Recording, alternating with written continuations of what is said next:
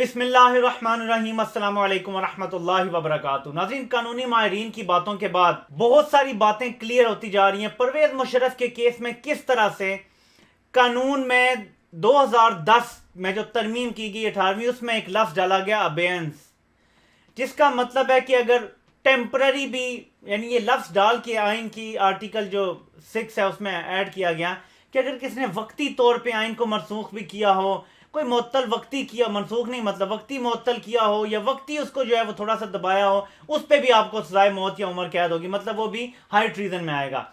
یہ 2007 میں جب ایمرجنسی لگی تھی، یہ قانون کا حصہ نہیں تھا۔ میں اس کو اب براڈر پرسپیکٹو میں ڈالتا ہوں کہ کس طرح سے یہ لوگ چکر کرتے ہیں اور آئین کو بدلتے ہیں اپنے مخالفوں کو نیچے لگانے کے لیے۔ میں آپ کو جو مسلسل بتاتا آ رہا ہوں نا کہ 73 کے آئین کو بدلنا اب ضروری ہو گیا ہے، وہ اس لیے کہ یہ سیاست دانوں، ججز، وکیل اور ملا نے مل کے جو بنایا، یہ صرف اپنے آپ کو تحفظ دینے کے لیے ہے، اور اپنے دشمنوں کو جب چاہیں اس کو استعمال کرنے کے لیے اس میں تبدیلی یہ کرتے آئے ہیں۔ اس کی میں آپ کو ایک اور مثال پہلے دے چکا ہوں، اب اور کلیئر ہو گئی ہے۔ پہلے مجھے شک تھا کہ شاید اس میں اس حد تک بری نیت شامل نہ ہو، لیکن یہ عدلیہ اور ان آئین ساز جعلی سیاست دانوں کا یہ ہمیشہ سے گٹھ جوڑ رہا ہے۔ یہ جو فورن فنڈنگ کیس تھا پی ٹی آئی کا، 2017 میں جو ترامیم آئیں الیکشن کے حوالے سے، الیکشن کمیشن کے حوالے سے اور سارا کچھ جو تھا، اس ترمیم سے پہلے اگر آپ نے فنڈ ذاتی حیثیت میں کسی بندے نے دیا ہے تو وہ فورن فنڈنگ میں نہیں آتا، وہ پروہیبٹڈ فنڈنگ میں بھی نہیں آتا تھا۔ پروہیبٹڈ فنڈنگ جو تھی وہ تھی صرف اگر کسی کمپنی سے لے رہے ہیں، ملک سے لے رہے ہیں، یا اس طرح کی بات۔ اب اگر آپ کو ایک انڈیویجول نے بھی اگر کوئی غیر مسلم نے دے دیا، فار ایگزامپل عمران خان کے فین تو ہیں، عمران خان کو تو شوکت خانم کا انڈیا تک سے فنڈز ملتے رہے ہیں۔ آپ کو پتہ ہے شاہ رخ خان جیسے لوگ جو ہیں شوکت خانم میں فنڈز دیتے رہے ہیں، یہ تو سب کو پتہ ہے، یہ کھلی بات ہے، یہ تو چھپی ہوئی بات ہی نہیں۔ عمران خان کے فینز ہیں سارے، عمران خان کو تو ہر جگہ لوگ ملنے، اب کیا تھا فنڈ ریزنگ کیسے ہوتی ہے؟ عمران خان سے آپ کو ہاتھ ملانے کا موقع ملے گا، اس کے لیے ہندو، سکھ، کرسچن کوئی بھی آ سکتا ہے، ہاں جی میں پیسے دے کے ملنا چاہتا ہوں بھائی۔ یہ میں آپ کو ویسے اگزامپل دے رہا ہوں، یہ نہیں ہے کہ اس میں سے ایسے ہی، میں صرف آپ کو پروہیبٹڈ فنڈنگ تک کہہ رہا ہوں، باقی جو 3 ملین اور نیو جو اکاؤنٹس ہیں اس پہ بات نہیں میں کر رہا، کیونکہ آئین میں پہلے یہ نہیں تھا کہ کسی انڈیویجول نے پیسے دیے ہوں تو وہ بھی پروہیبٹڈ فنڈنگ میں آتا ہے۔ انہوں نے 2017 میں جو امینڈمنٹ کی، وہی امینڈمنٹ جس میں انہوں نے ختم نبوت پہ بھی ڈاکہ مارا تھا، اسی امینڈمنٹ میں جب الیکشن کے حوالے سے کر رہے تھے یہ، وہاں انہوں نے یہ شک بھی ڈلوائی، ایک لفظ یہ ڈلوایا کہ انڈیویجول کی طرف سے بھی جو فنڈنگ ہوگی وہ پروہیبٹڈ فنڈنگ ہوگی، یعنی کہ اپنے خلاف ایک پارٹی کو جس پر پہلے سے کیس بنا ہوا ہے۔ اور یاد رکھیں آپ کا آئین کی شک 12 کہتی ہے کہ اگر آپ نے کوئی جرم کیا ہو جو قانون بننے سے پہلے اور بعد میں وہ قانون بنا ہو تو آپ اس کے اوپر سزا نہیں ہو سکتی۔ مشرف کو بھی اس کیس میں سزا ایسے ہی دی گئی ہے کہ 2007 میں ایک جرم ہوا، ہم اس جرم کو برا کہہ سکتے ہیں، بہت برا کہہ سکتے ہیں، مشرف کو گالیاں دو جو مرضی کرو، لیکن غداری نہیں تھی وہ 2007 میں۔ اس کو 2010 کے آئین کی ترمیم جو 18ویں تھی اس میں غداری بنایا گیا، کیونکہ مشرف نے آئین معطل نہیں کیا پورا، نہ منسوخ کیا پورا آئین۔ مشرف نے کہا جی حکومت بھی چلے گی، ادارے چلیں گے، گورنرز وہی رہیں گے، سب کچھ وہی رہے گا، صرف کچھ شکیں تھیں جنہیں ٹیمپرری طور پہ معطل کیا گیا، ٹیمپرری۔ اور یہ جو ٹیمپرری معطلی ہے اس کے لیے لفظ ابینس ڈال دیا گیا بیچ میں، جو 2010 میں ڈالا گیا تھا، اور اسی کی بنیاد پہ یعنی 2007 کا جرم 2010 میں اس کے لیے اسپیسیفک قانون سازی کی گئی، کیونکہ 2009 میں یہ مقدمہ افتخار چودھری نے سٹارٹ کروایا تھا بدلہ لینے کے لیے اپنا، پھر بیچ میں نواز شریف اور یہ سارے مل گئے آپس میں، اور پھر آپ کو پتہ ہے کہ آگے کیا ہوا۔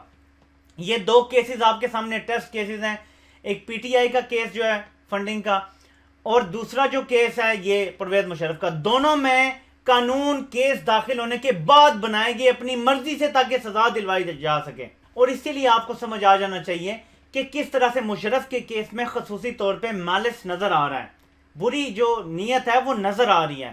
تو آپ لوگوں کو سمجھ آنا چاہیے کہ یہ مافیا اپنی مرضی سے قوانین بنا۔ دیکھیں نا 18ویں ترمیم جب ہوئی تو اس میں ہم پنجاب رکھتے ہیں تم سندھ رکھو، نہ ہم تم سے پنگا کریں گے نہ تم ہم سے کرنا۔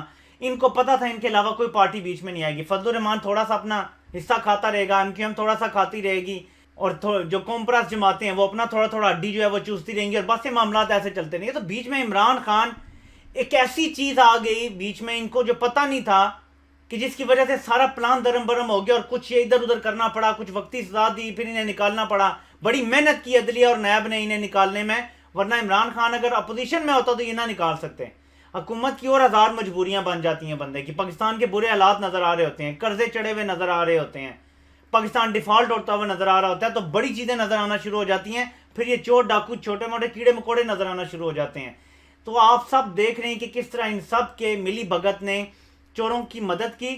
چیف جسٹس آصف کھوسہ صاحب فرماتے ہیں کہ میرے ساتھ یہ باتیں منسوب کر دی گئیں کہ یہ سسیلین مافیا اور گاڈ فادر, میں نے ان میں سے کچھ بھی نہیں کہا.